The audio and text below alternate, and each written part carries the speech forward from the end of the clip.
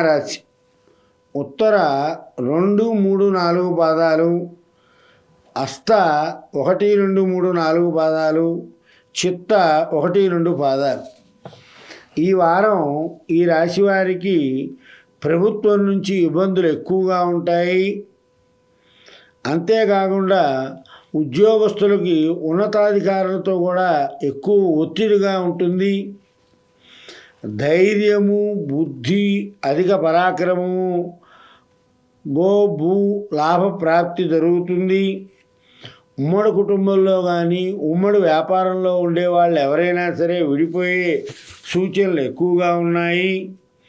ఉద్యోగంలో చికాకులు, దూర ప్రాంత వాసం చేయాలనేటువంటి కోరిక వస్తుంది. ప్రతి పని యందు అసంతృప్తి, దానివలన విచారము, మనస్థైర్యం కోల్పోతారు. అయితే వారాంతంలో యత్న కార్యసిద్ధి, అర్ధలాభం చేకూరుతుంది. ఎవరితో మాట్లాడినా సరే కలహాలు వస్తాయి. మాట్లాడేటప్పుడు చాలా జాగ్రత్త అవసరం. వృధా ప్రయాణాలు చేయవలసి వస్తుంది. దానివల్ల ద్రవ్య నష్టం, మనోవిచారం ఎక్కువ అవుతుంది.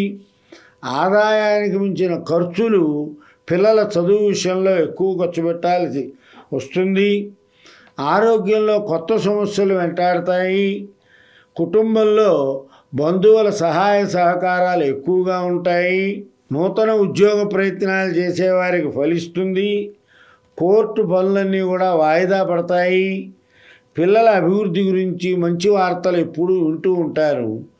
ఈ కన్యారాశి వారు ఆదిత్య హృదయాన్ని పారాయణ చేయండి.